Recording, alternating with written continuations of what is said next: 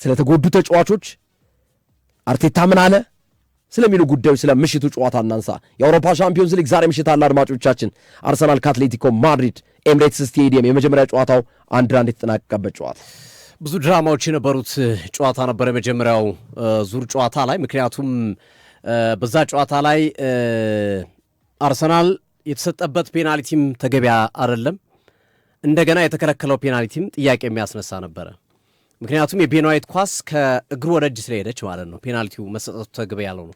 ፔናልቲ የተከለከለው ደግሞ በግልጽ በሚታይ ሁኔታ ኢብሪቺዜ ላይ ጥፋት ስለተሰራ ነበርና ዓለም በሙሉ በጋራ የደረሰበት ሀቅ ወይም እውነታ ነበረ። ይሄ በአብዛኛው በሚባል ደረጃ የተስማማበት ነው። አርሰናል በዛ ጨዋታ ላይ ዳኛው የወሰኗቸው አንዳንድ ውሳኔዎች ሜጀር የሚባሉ ውሳኔዎች ክፍተት እንደነበረባቸው ማሳያ ሆኖ እንመለከተዋለን እና ያ ጨዋታ እንግዲህ አሁን በኤምሬትስ ስቴዲየም ይደገማል። የዛሬው አሸናፊ ቡድን ከአርሰናልና ከአትሌቲኮ ማድሪድ የመጀመሪያው የቡዳፔስት የፍጻሜ ተፋላሚ መሆኑን የሚረጋገጥበት ነው። ሃንጋሪ ቡዳፔስት ላይ ስለሚደረግ የዋንጫው ጨዋታ አርሰናል ከ20 ዓመታት በኋላ ለመጀመሪያ ጊዜ ፍጻሜ ላይ የሚደርስ ይሆናል ዛሬ ካሸነፈ።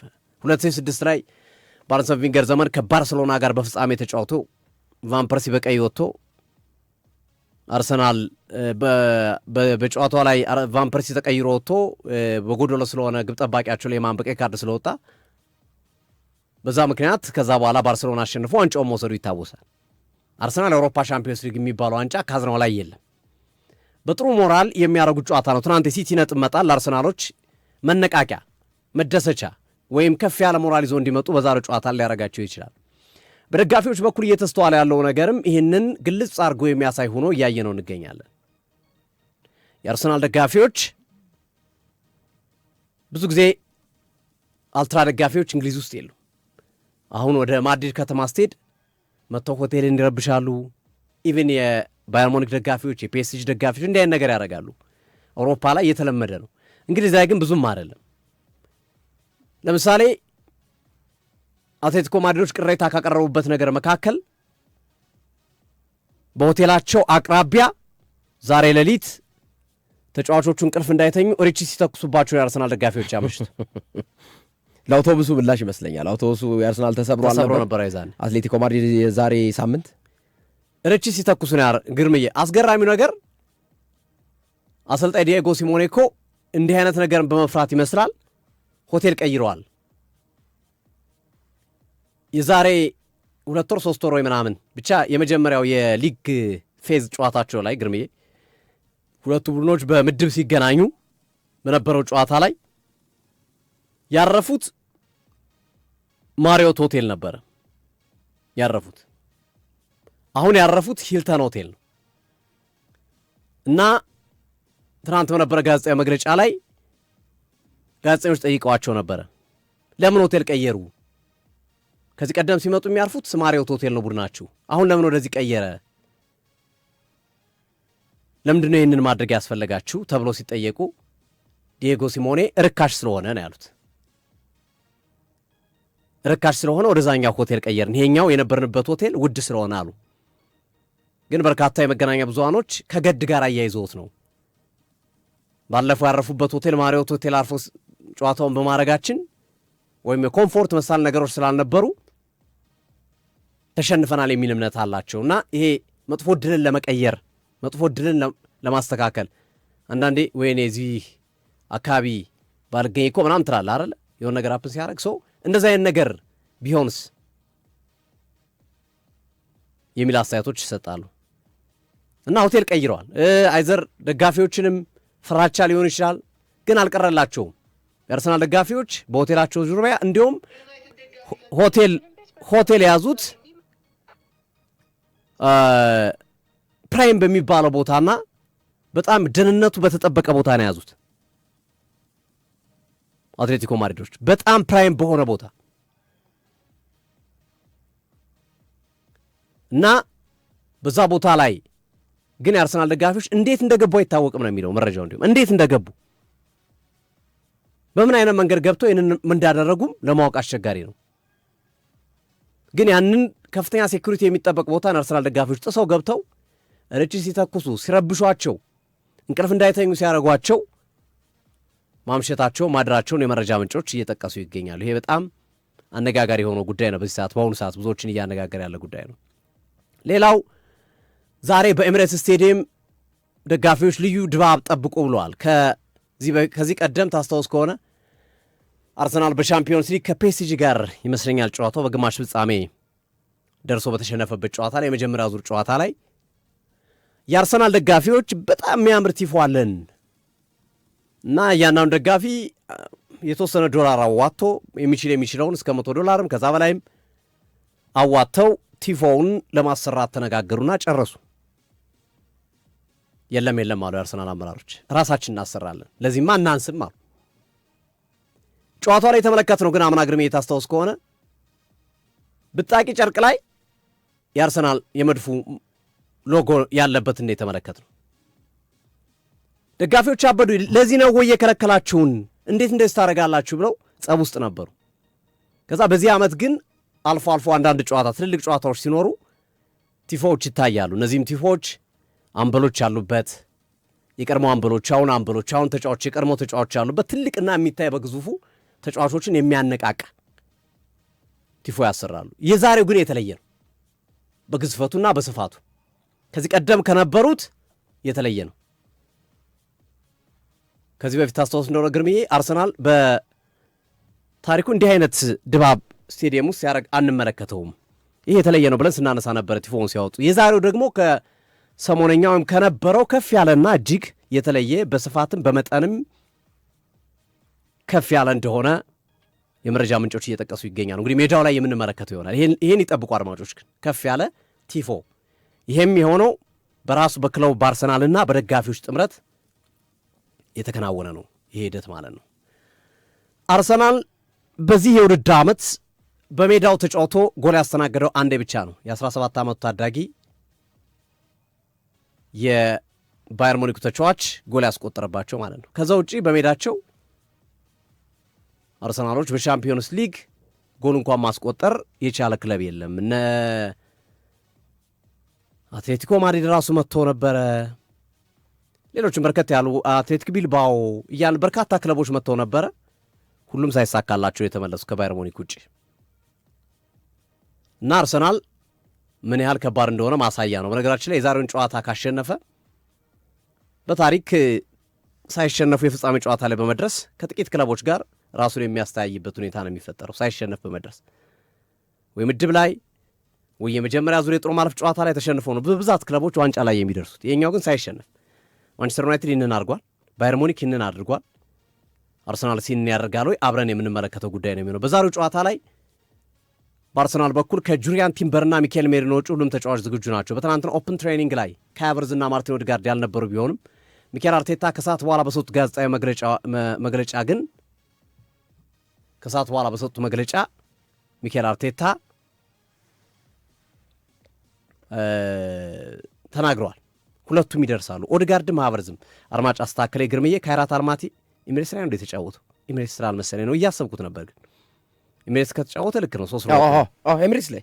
ስለዚህ የካይራትና የባየር ሙኒክ ጎል ነው የሚጠቀሱ። ይቅርታ ማስተካከያ ላድርግ። 2 ጨዋታዎች ላይ ብቻ ነው ጎል ያስተናገደው አርሰናል። በካይራትና 8 ጨዋታ አድርጎ 2 ጨዋታ ላይ ነው ጎል ያስተናገደው፣ በካይራትና በባየር ሙኒክ ማለት ነው። ማስተካከያ ላድርግ።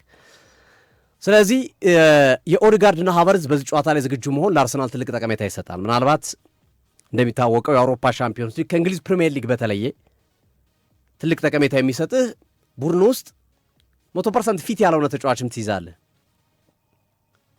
ልትይዝ ትችላለህ። በጣም አስፈላጊ ከሆነ 10 ደቂቃ 15 ደቂቃ ለማጫወት ማለት ነው። 80% ፊትነሱ የደረሰ ተጫዋች 90% የደረሰ ተጫዋች ልትይዝ ትችላለህ። ለዛ ነው አሁን እነ ካይ ሃቨርትዝ እነ ኦዴጋርድን ያካተቷቸው። 100 ደርሰው ሳይሆን የፕሪሚየር ሊጉ ጨዋታ ቢሆን ላይመርጧቸው ይችላሉ፣ ምክንያቱም ጥቂት ስለሚቀራቸው። ይሄኛው ግን ሰፊ ነው ኮታው። 9 ተጫዋች ተቀያሪ ወንበር ላይ ማስቀመጥ ትችላለህ። ያንን እድል ለመጠቀም ታዳጊዎች የምታመጣቸው ቀይረ ስለማታስገባቸው እነዚህን አድርገህ የሆነ ነገር እንደው በጣም አስፈላጊ ነገር ከሆነ 10-15 ደቂቃ ለማጫወት የምችልበትን አማራጭ ለመጠቀም ነው ኦዴጋርድና ካይ ሃቨርትዝን ያካቷቸውና ወደ ቋሚ 11 የሚገቡ አይመስለኝም ሁለቱም። ከተቀያሪ ወንበር ግን በተወሰነ መንገድ ቡድኑ በተለይ የሚቸገር ከሆነ ሊጠቀሟቸው የሚችሉ ተጫዋቾች እንዲሆኑ እንደሚችሉ እየተነገረ ይገኛል። አትሌቲኮ ማድሪድ ያ ወሳኝ ተጫዋቹ ባሪያው ዛሬም የለም። አስደሳቹ ነገር በመጀመሪያው ዙር ጨዋታ ጎል ያስቆጠረው አልቫሬዝ ግን በዛሬው ጨዋታ ተካቶላቸዋል። ከጉዳቱ አገግሟል። ባለፈው ሳምንት ተጎድቶ ሲወጣ የሚመለስም አይመስልም ነበር፣ ግን አሁን ለዚህኛው ጨዋታ ደርሶላቸዋል። አትሌቲኮ ማድሪድ በአውሮፓ ሻምፒዮንስ ሊግ ዲየጎ ሲሞኔ 2 ጊዜ ፍጻሜ ደርሰው ተሸንፈዋል በሪያል ማድሪድ። ዛሬ ስለ ፍጻሜ ደርሶ ይሆን ወይ በጉጉት የሚጠበቅ ነው። ግን አርሰናል በሜዳው ነው የሚጫወተው። በከፍተኛ ጫና ጨዋታውን ያደርጋል ተብሎ ይጠበቃል። ትልቁ መወያያ ነጥብ ዛሬ ሉዊስ ማይል ስኬሊ ይጀምር ወይ ዙቢሜንዲ ይጀምር የሚለው። ለእኔ መጀመር ያለበት ሉዊስ ማይል ስኬሊ ነው በእኔ እምነት። ምክንያቱም አሸናፊ ቡድን አይቀየርም። ያውም በጥሩ መንፈስ ያሸነፈ ቡድን፣ በጥሩ ብቃት ያሸነፈውን ቡድን ከነካካው ሪትሙን ሊያጣብ ይችላል። ዙቢሜንዲ ዛሬ ከተቀያሪ ወንበር ላይ ቢነሳና ለዌስትሃሙ ጨዋታ ቢያጫወቱ የተሻለ ነው። በሞራል ላይ ያለው ሙዱ ጥሩ የሆነውን ማይል ሉዊስ ስኬሊን ቢያስገቡት ከሚሉት ውስጥ ነኝ እኔ። መጀመሪያ ላይ እንዲሁም ዙቢሜንዲን ነበር የመረጥኩት ከኤክስፔሪንስ ከልምድ ምናምን አንጻር። ግን አሸናፊ ቡድን በተለይ አሳምኖ ያሸነፈን ቡድን ባትነካካው የበለጠ የተሻለ ነገር ሊሆን ይችላልና አድማጮችም ይከራከሩበት ማይል ሉዊስ ስኬሊ ወይ ዙቢሜንዲ የሚለውን። ማይል ሉዊስ ስኬሊንም ቢያስገቡ ጥያቄ መነሳቱ አይቀርም፣ ዙቢሜንዲንም ቢያስገቡ ጥያቄ ይነሳል። የሚካኤል አርቴታ ምርጫ ግን ምሽት ላይ ይጠበቃል። ኦዴጋርድን 10 ቁጥር ላይ አስገብተው ኢዜንም በግራ መስመር የመጫወት እድል ሊኖራቸው ይችላል በዛሬው ጨዋታ ላይ። ኦዴጋርድ ፊትነስ ጥሩ ከሆነ ግን አይመስልም። ማርቲኔሊ በግራ ኢዜ 10 ቁጥር ላይ የመጫወት እድል ይኖራቸዋል ተብሎ ይጠበቃል። ግርቤ የተወሰኑ ነገሮች ለመግለጽ ያክል ነው። በዘንድሮ የአውሮፓ ሻምፒዮንስ ሊግ አንድም ጨዋታ ሳይሸነፍ የተጓዘው አርሰናል ነው። አንድም ጨዋታ አልተሸነፈም።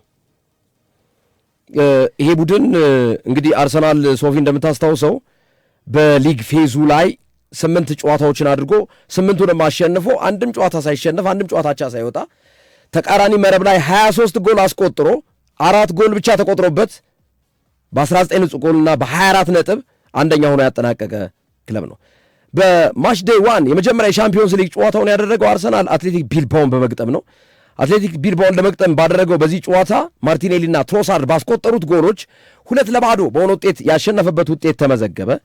በሁለተኛው ማች ዴይ 2 ላይ የነበረው እንቅስቃሴ ላይ አሁንም አርሰናል ተመሳሳይ አይነት ውጤት አስመዘገበ። ኦሎምፒያኮስን 2-0 በሆነ ውጤት ረታ። ማርቲኔሊና ቡካዮ ሳካ ጎሎቹን አግብተው ማለት ነው።